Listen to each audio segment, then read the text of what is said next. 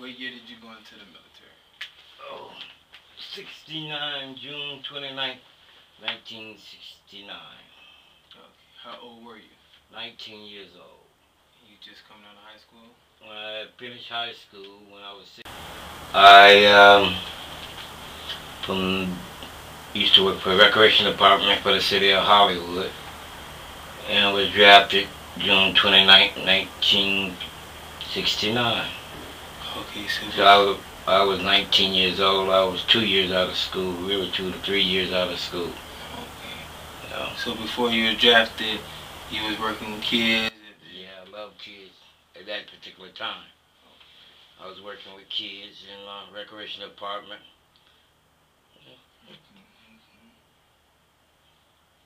What was your position in the military? Oh, my MOS, mental standard operating procedure. I was a teletype operator, Okay. 05C Charlie, and a 72C Charlie switchboard operator. You know. Charlie was your platoon? No, Charlie was the name. That's just like job status, telling you what your job is, you know. Okay. You know, C, Charlie means communications. Okay. You know. What branch of the military you served in? I was in the Army. Okay. Yeah, I did 2 years, 6 months, 18 days, 12 hours, 45 minutes, and 13 seconds. I remember when I said I do. Where was you stationed? It wasn't like I didn't have, I took basic training in Fort Jackson, South Carolina. From there, they sent me to signal school in Fort Gordon. After that, I did a week in Fort Polk, Louisiana, called Little Vietnam, training for Vietnam, which we didn't train, we just BS'd. And straight from there to Vietnam. So, yeah. No training on? No combat training. Well, you get training and stuff when you're in the field, when you're in your duty station. Before you was drafted, did you know about the war upcoming? Oh yeah.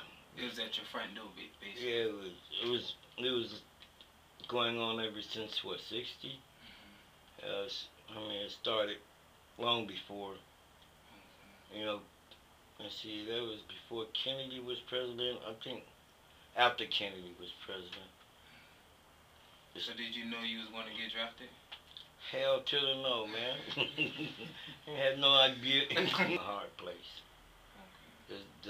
You know, when you fighting people, I had no qualms against Vietnamese people. Didn't even know them. Didn't even care about them.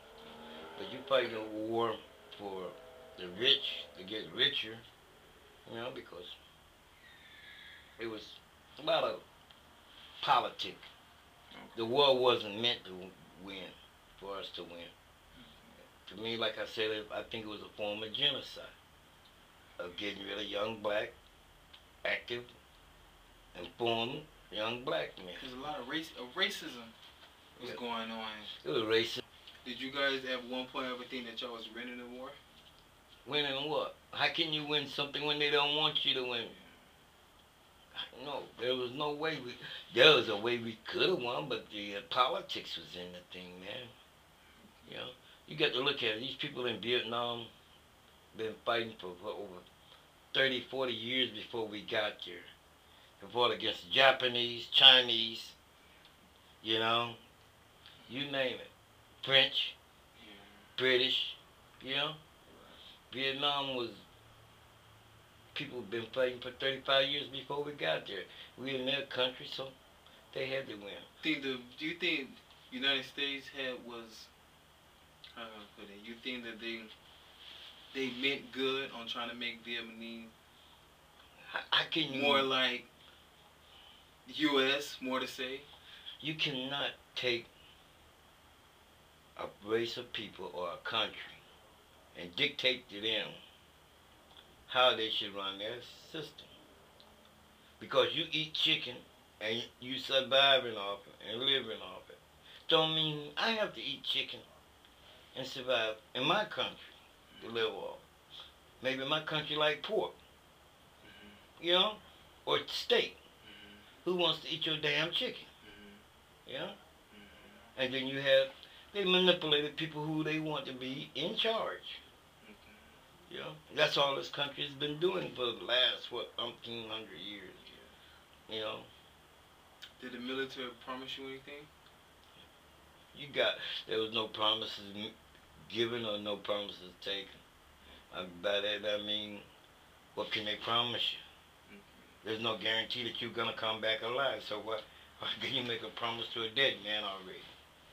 You know? Okay. Were there any benefits that the military had?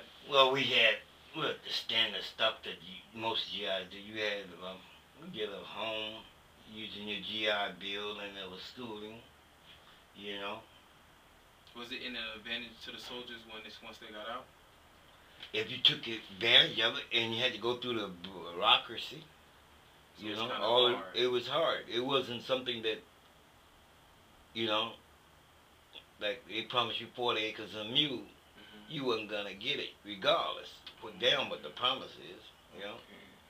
So they saying you have these benefits, Yeah, dress it up, you yeah, have school, a house. yeah, but it was up to you to make the decision whether you want it. And after most GIs came back from Vietnam, they didn't want to get, especially young black men, they didn't want to get involved with the governments like me. Once you were out, you didn't want them to know nothing or mess with you ever again. At least that's the way I felt. Yeah. How do you feel about communism? To me, communism is,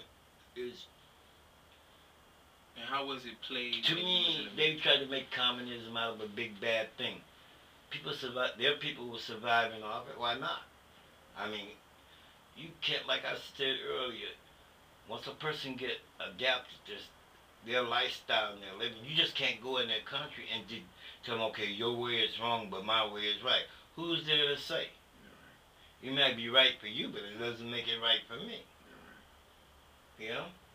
So, to me, communism is just like religion. And like every other country, they got their ways, and you just can't go into another country and tell a person what they want, how you want their country to run. And that's all this country has been, like a big bully. You know? What kind of songs did you guys have to listen to? What kind of music did you have? We listened a lot of like soul. We didn't have that rap crap like y'all got today. You know? The songs had meaning, and basically we had anti-war, anti-war songs and stuff. Revolutionary songs. Yeah.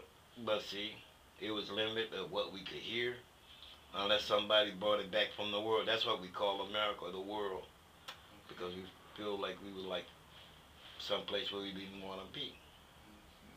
But we had all kind of, we had good music. So did the anti-war music help y'all get through the war, or boost y'all motivation up to encourage y'all or to get y'all through? The music really, to me, it was a song. It was a way of escaping.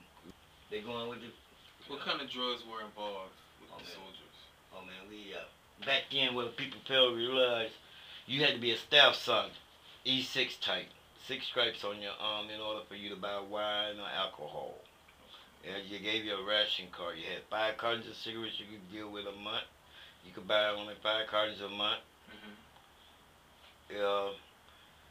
If you wasn't a staff sergeant, see, with 6, E6, use the drugs to escape, to get your mind off of what you're doing. We couldn't buy alcohol, and the beer we had was like drinking water.